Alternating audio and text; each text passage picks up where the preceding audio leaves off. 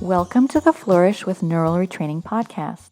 I'm your host, Madeline Lowry, founder of Twin Cities Neural Retraining and a certified MAP method practitioner, specializing in allergies and sensitivities, autoimmunity, infertility, sleep issues, chronic fatigue, chronic pain, and other chronic health conditions.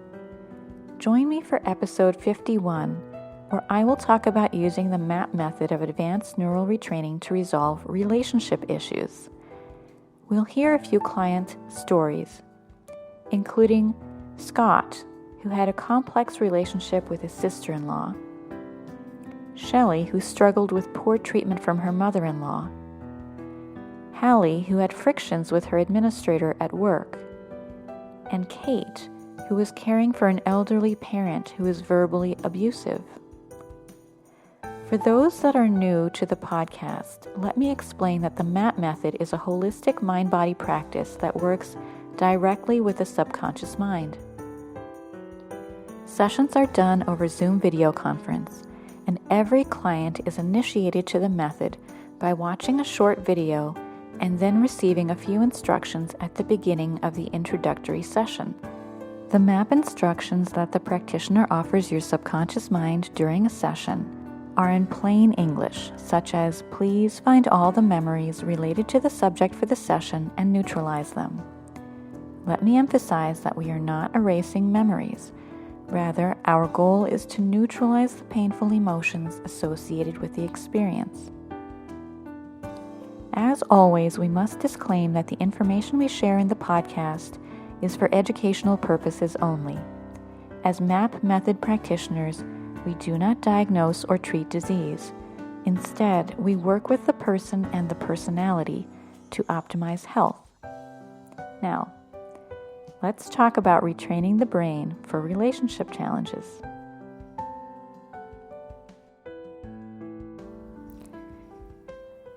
So, I want to tell you a story about my practice that was kind of surprising to me.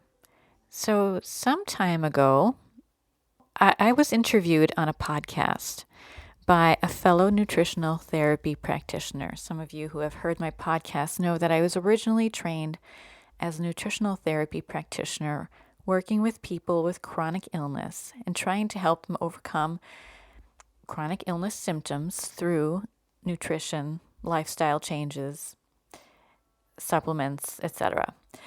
And so in my journey, as a neural retraining practitioner, I started to work with other nutritional therapy practitioners because there is something synergistic about the work that nutritional therapy practitioners or functional medicine practitioners do with their clients and the work that I do with working with the mind. Of course, working with the mind is also complementary to traditional medical care as well. But because I was already part of this group of nutritional therapy practitioners, I started to have clients from that group. And one of them was a practitioner that specialized in infertility. And after working with her for 7 or 8 sessions, we recorded a podcast episode together. She released it on her podcast, which is all about infertility, and I re-released it on my own podcast because it was, I thought, an important conversation that I wanted my clients and my prospective clients to be able to hear. In that episode, so that's episode 35, you can find it in the back episodes. In that episode, Kristen talked about a lot of the experiences she had as a client with neural retraining sessions. Like I said, we did about 7 or 8 sessions. And she talked about the results from a few sessions in particular. She talked about hormonal balance, she talked about food sensitivities, but she talked about a particularly surprising session that we did together, which was all around the relationship she had with her brother. And, it was one of those things where she came to the session. At every session, we pick a topic, right? And so for her, she had, her list of the things that she wanted to work on, regarding her health and, regarding other things as well, maybe mental patterns or behaviors, that she wanted to change about herself. But on this particular day, she came in talking a lot about an upcoming visit from her brother. And this was a strained relationship.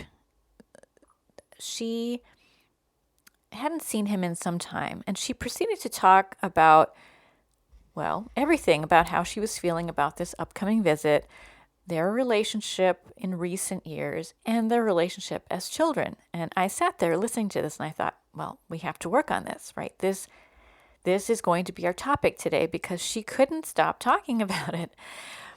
And she describes, what she described in that podcast, and after that session, was that she woke up the next day. So we spent 90 minutes working on this topic.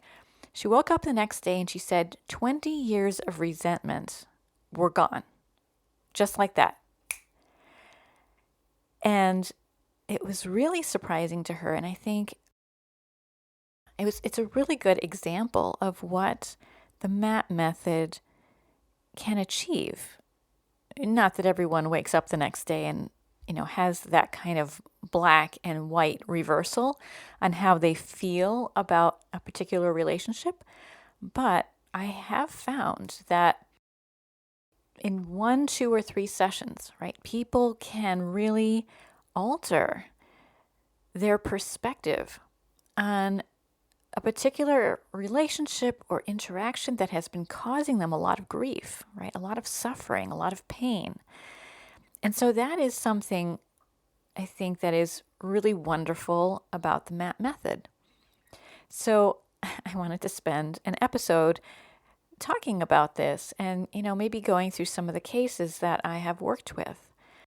Like I said, we recorded this episode. She released it on her podcast, which has far more listeners than my own. But then I started to be contacted by people who heard that podcast episode. It was mostly women, of course, because that podcast is about infertility. They wanted to work on relationships. In some cases, there were men that were contacting me. They had been referred by their significant others because there was a recognition like, you should do this, right? This would resolve something for you that has been causing a lot of suffering. And so I started to do a lot of sessions related to relationships. Now, these were very varied, right? I mean, we were dealing with relationships with fathers who were maybe demanding or perfectionistic. Sometimes the topic was someone at work, a manager or boss or committee or, some kind of regulatory body that had a lot of power over us. We did sessions on friend groups, spouses, parents, kids who had behavior problems, kids who had health problems, kids with difficult mental health issues, coworkers, neighbors, right? All kinds of interpersonal relationships. If you've been listening to my podcast for a while, you'll notice that it has been a common thread through several of these episodes so far.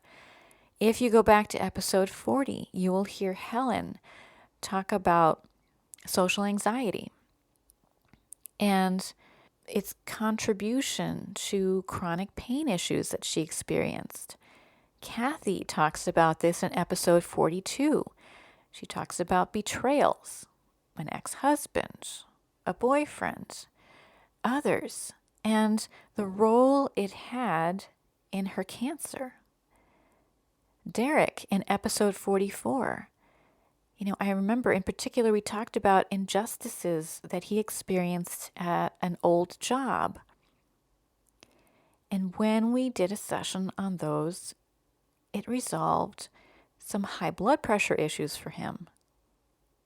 And then even Tena in episode 48, she talks about compulsion or compulsiveness that she had to be in communication with her significant other.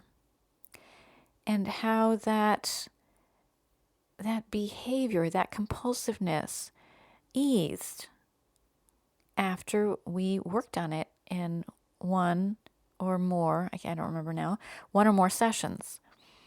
So this is something that is very much a thread through a lot of the work that I've done, whether the person is primarily coming to work with relationship issues or whether it's kind of a tangential issue for someone who is really more interested in chronic health issues, which is mainly what I work with. So why is this important, right?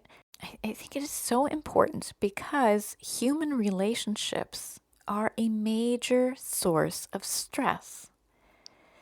And if you've heard me talk about the stress response before, you've heard me say that when we are stuck in a sympathetic dominant state, which means that we are stuck in a stress response, that fight, flight, or freeze state of the autonomic nervous system, that is keeping us from healing, right? Because all restorative functions of the body occur when we are in the parasympathetic mode of the autonomic nervous system, which is otherwise known as rest, digest, and heal. So what I'm saying is that no restorative functions of the body, think digestion, nutrient uptake, hormonal balance, fluid balance, neurotransmitter production, wound healing, healing of any kind, even deep sleep, right? These are inhibited by an ongoing stress response. And so when you find yourself preoccupied with a certain relationship issue, right, that is something we need to look at in the context of a MAP session, because I do believe that with advanced neural retraining techniques like the MAP method, we can overcome the effects of these situations and put you back on the road towards health. And if health is not an issue for you yet, then put you back on the road towards inner peace, right? Having more peace in your life. Let's talk a little bit about how we do this, right? Because it may be surprising to some to think, I have an issue with this person, but how are we going to fix it if only I'm in the session and they are not? And they have no interest in working on it. This is not about resolving the conflict between you and the other person. This is about getting you to see it differently, changing your perspective, getting you to let certain things go, right? Those negative emotions you've been holding on to, the feelings of injustice or betrayal or anger, sadness or grief or responsibility or control, all of that and more, right? That's what we have to get you to let go of. Because when those emotions are trapped or they're stuck inside of you, then they are contributing to that ongoing stress response. Because those emotions are informing your limbic brain, the danger sensing part of the brain, that there is a threat right? We are under threat. Every time you ruminate over the situation, every time you worry about it, feel anxious about it, feel pressured about it, that is just contributing to an ongoing stress response. So, no, we are not going to be able to resolve the conflict by mediating between you and the other party. That's not what this is about.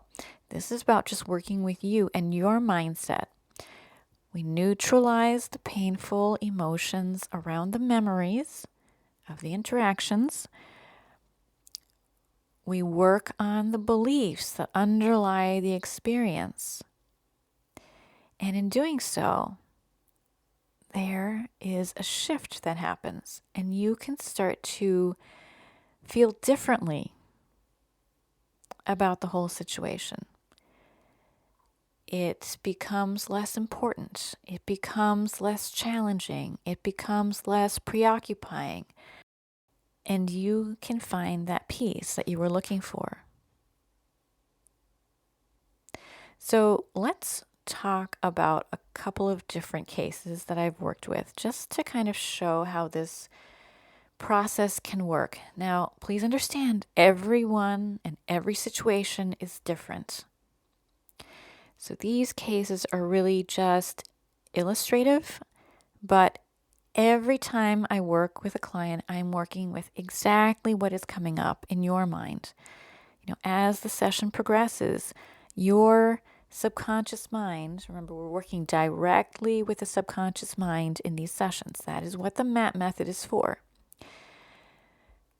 Every time I'm giving instructions to your subconscious mind, it is starting to show you the connections behind the emotional response that you're having. Why? Because even though you think that your emotions are all about this person or this interaction or this situation, this event, what you will start to understand as you go through this process is that in reality, your emotional response around this situation is connected to other situations in the past, going all the way back to your childhood, that have made you feel similarly. In other words, the reason why this situation or this person is driving you so crazy today is because it's ringing a bell that goes all the way back to your youth, possibly. Well, it goes back to other relationships or situations where you have felt similarly. And it's those unresolved emotions from the past that are exacerbating or amplifying the feelings that you're feeling in the moment. Does that make sense? And so by neutralizing those previous experiences and the beliefs, the mindsets, the behaviors, the coping strategies that you developed around those, your feelings about this situation in the present will change. That is what Kristen described in that very first episode that I recorded with her that kind of started the ball rolling. So let's talk about Scott. Okay, so Scott came to work with me because his wife referred him. He was having a very tough relationship with his sister-in-law, his wife's sister. Sister-in-law was someone who's kind of emotionally fragile, easily insulted, and maybe because of this, her parents took pains to protect her emotionally. And because of some interactions that he had had with his sister-in-law, with his parents-in-law, he was feeling like kind of an outcast in the family he had married into. And this was making things kind of rough at home in relating to his wife.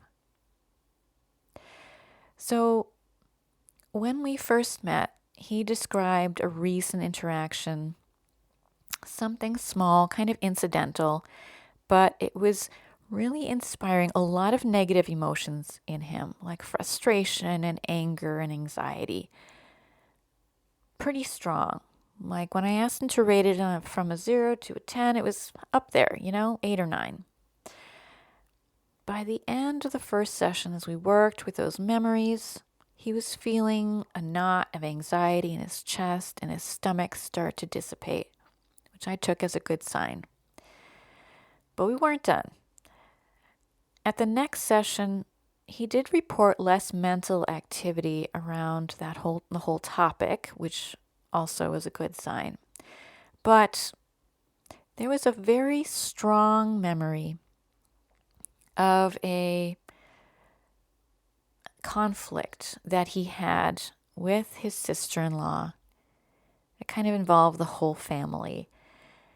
And in this conflict, he felt blameless, yet he felt that his sister-in-law had not been held accountable for her part by the rest of the family. It was in this session that I started to pick up on a very strong belief that he held about being right and wrong, right? He had a very strong sense of a need to be morally correct, which he believed he was in this situation. What we needed here was a change of perspective, but there was some resistance, that had to be worked through first around his clinging to a need to be right. So we finished that session with kind of a homework assignment of some exercises to do before his third session. The third session, we worked on letting go of resentments. We talked about the advantages of holding on to his anger, his resentments, his blaming, and the disadvantages of holding on to those things, right? Because there are definitely advantages. Like, you don't have to engage with that person, right? You can keep her at arm's length, like she's wrong, I'm right. You can feel morally superior. You can blame her and therefore not hold yourself responsible. You can excuse yourself from being proactive. You can continue to see yourself as the victim and her in the role of the villain, right? So there are advantages, but there are also disadvantages, obvious ones, right? You end up living in a world of resentment and anger and conflict and stress, awkwardness, right? You don't have inner peace. It was obviously making things difficult with his wife. And it was making things difficult for him every time he had to relate to his in-laws. So there were a lot of disadvantages as well. But, it's really up to him. And this is true, in every session, in every client that I work with, in every situation. It is really up to the client to decide, do I really want to let go of this or not? Because my job as a facilitator is to offer the subconscious mind instructions. But your subconscious mind is under no obligation to implement those instructions. It will take them or leave them to the extent that it serves you. I could see that if he was going to hold on to, if it was very, very important to him to hold on to this need to be morally correct, he might not be willing to let go of this. But we also uncovered in that session that there were underlying beliefs about his self-worth, right? His own self-worth. And I realized that his interactions with his sister-in-law were ringing a bell, right? That went back to his younger days. And that by being aware of that belief and being willing to change it, right? Being willing to replace a disempowering belief with a much more empowering belief about self-worth and where it comes from. What is it that gives us our self-worth? Is it something we earn, or is it something intrinsic to us? By changing his beliefs about that, we could soften his perspective on the whole situation. And that made all the difference in being able to work with that particular topic. So I want to take the opportunity here to just talk a little bit about forgiveness. Because forgiveness is part of the work. And often people are resistant to forgiveness, as Scott was in this case, because, he felt that if he forgave her, even in his own mind, that was making her right in some way and him wrong. Or that he was letting her off the hook, right? And part of his beef was like no one was holding her accountable for the way she was being. So forgiveness, in the way that we use it in the MAP method, it's not about right or wrong. It is about releasing pent up negative emotions that are causing you pain and finding peace for yourself. It's about acceptance. It's about offering compassion. It's about forgiving yourself for your role in the conflict and forgiving the other parties. Not trying to measure who is responsible to what amount, but just releasing, just letting it go. So that's an important concept, I think, in a lot of the sessions I do around relationships. Now, I want to talk about another case. Let's call this client Shelly. All names have been changed, of course, in this episode because I want to protect everyone's privacy. Shelly came to me as a result of hearing the same fertility podcast. She had issues with her mother-in-law. Her mother-in-law had been treating her very poorly since her wedding, and that treatment had become even worse since she had a baby, which was confusing and puzzling for her.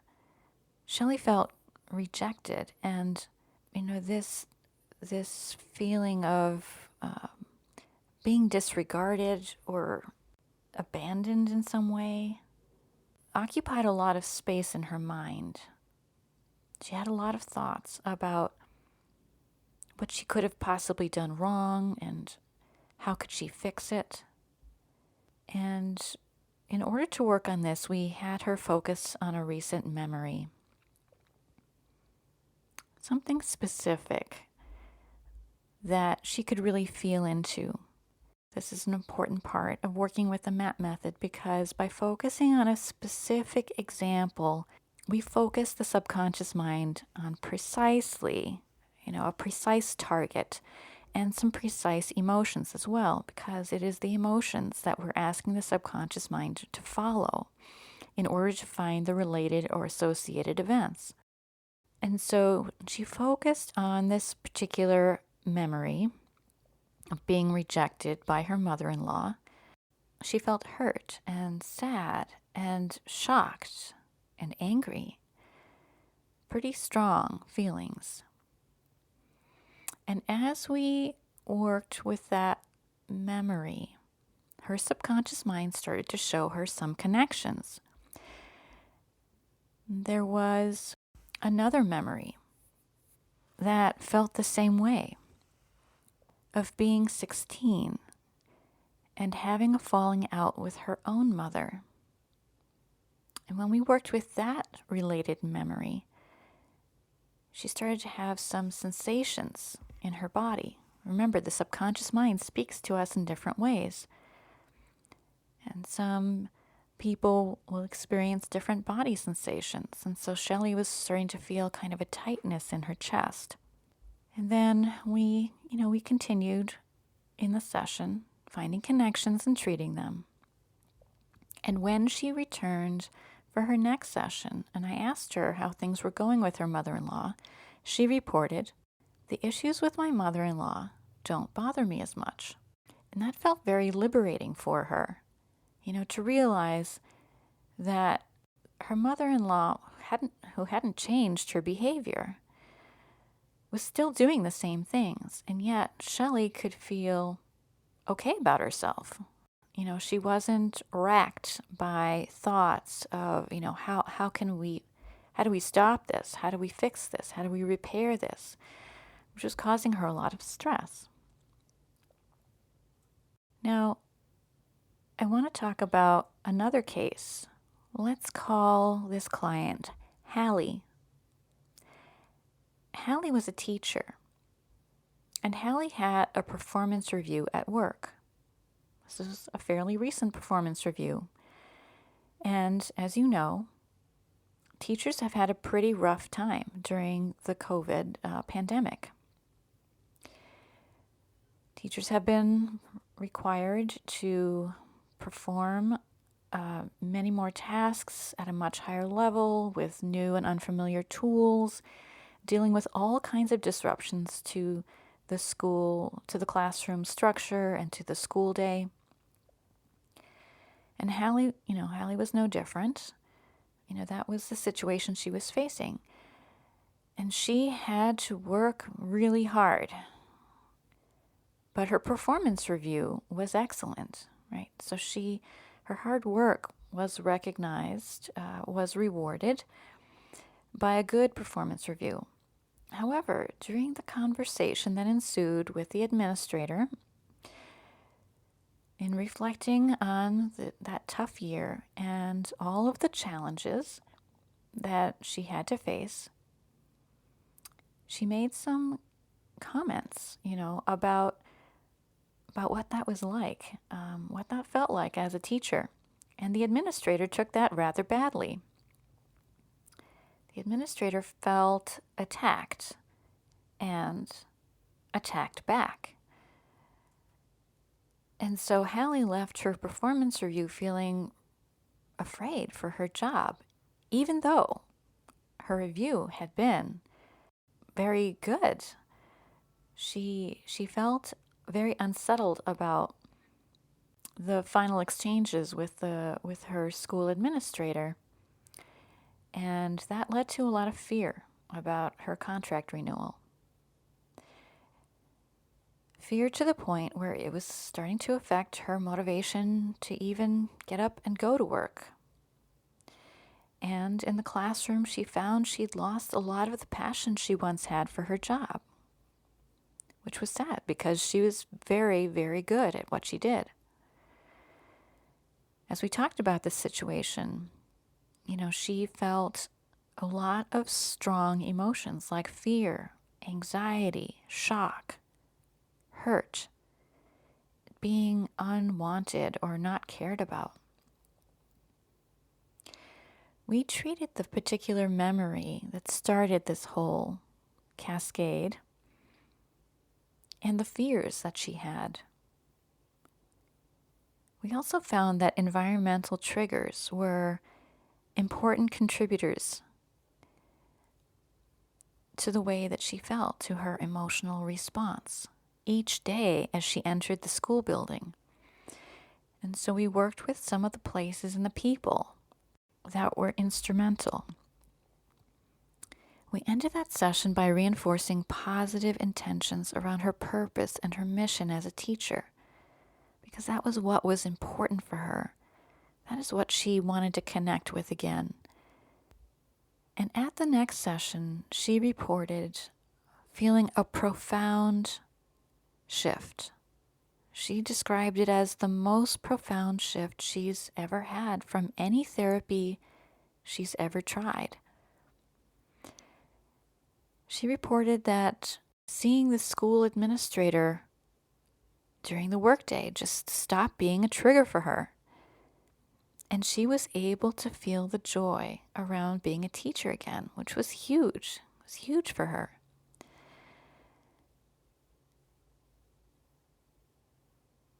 And now let's look at the case of Kate, a different situation.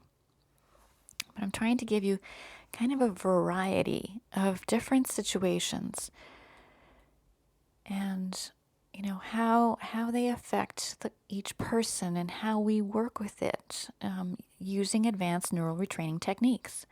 So Kate was in a pickle because she had to take care of her elderly, debilitated mother, who was very negative, very critical, and it sounded to me sort of emotionally and verbally abusive.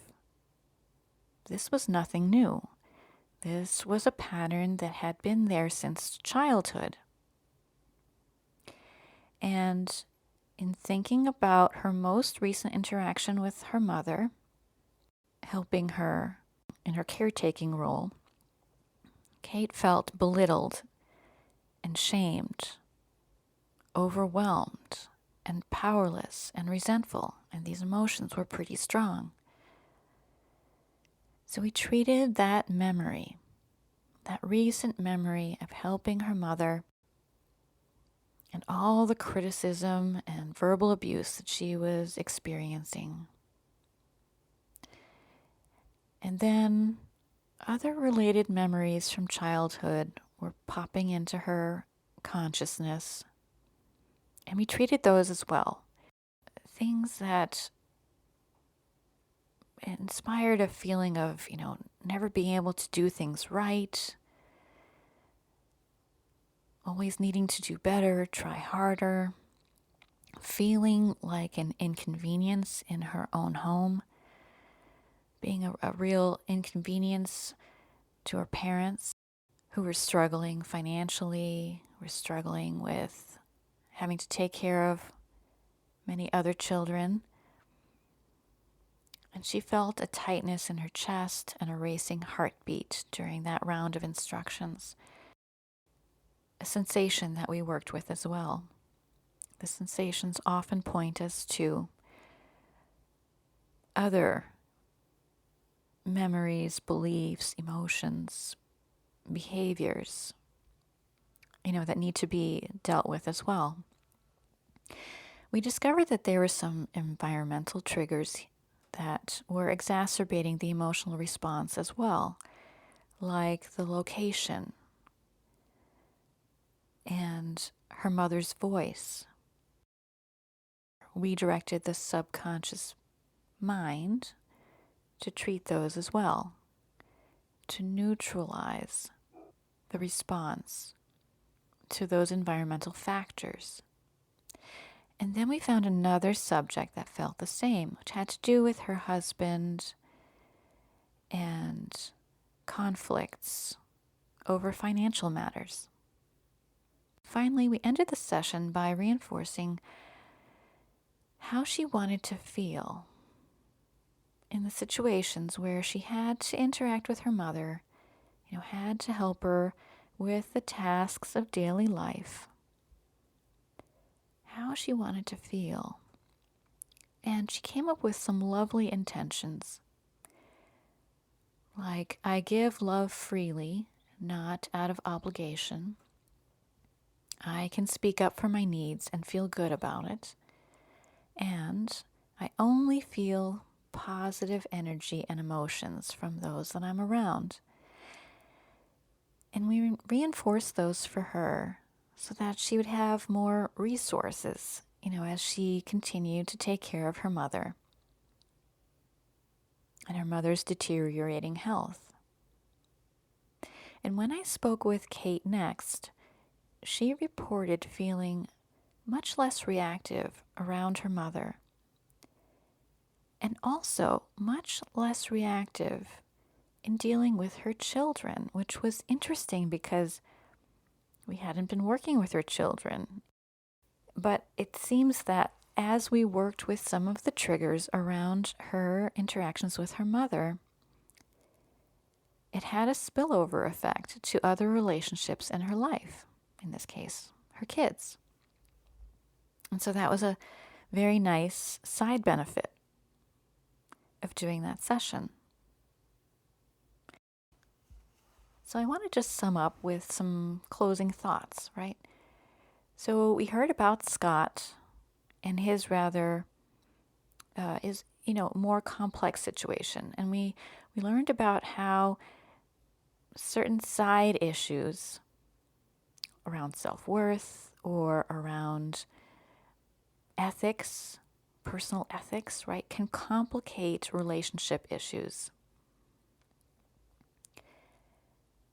And we learned in Shelly's case how previous experiences can really exacerbate current relationship issues, right? So the experience that she had with her own mother was starting to color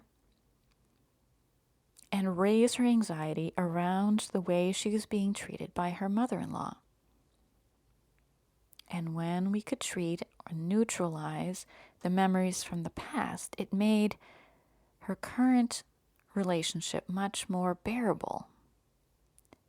In Hallie's case, we saw how underlying fears and environmental triggers could amplify the negative feelings she was having around her workplace and her job.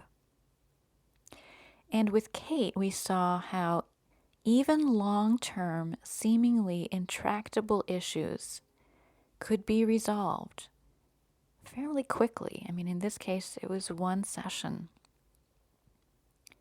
And so what I hope that you got out of these various client stories is that even though we can't change the other person, we can change our own reactions, our own emotional responses in pretty significant ways that can make the situation that we are dealing with much less triggering.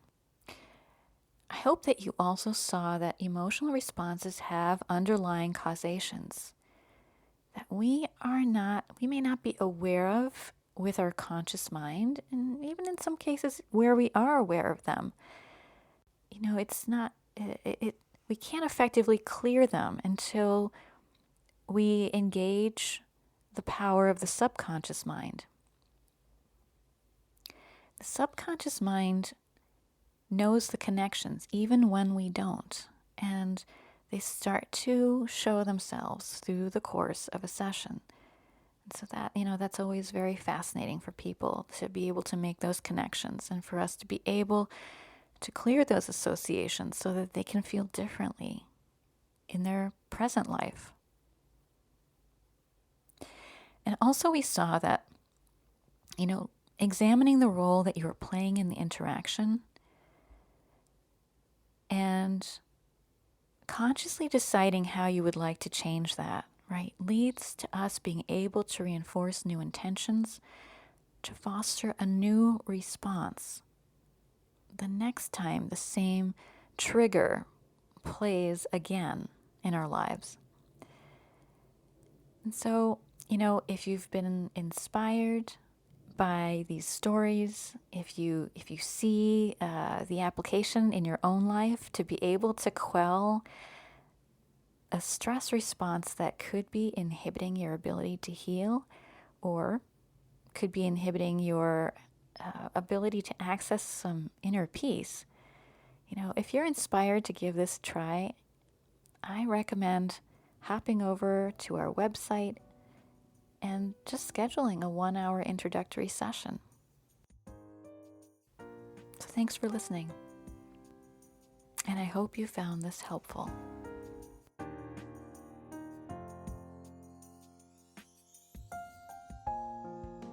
Thanks for joining us for the Flourish with Neural Retraining podcast. Please listen again and remember to follow us and leave a review on iTunes, Spotify, Google Play, or Stitcher. To learn more about health applications of the MAP method of advanced neural retraining, visit our website, mindremapforhealth.com. Until the next time, be well and flourish. Content of this podcast copyright 2022 by Twin Cities Neural Retraining. Music by Barbara Ben.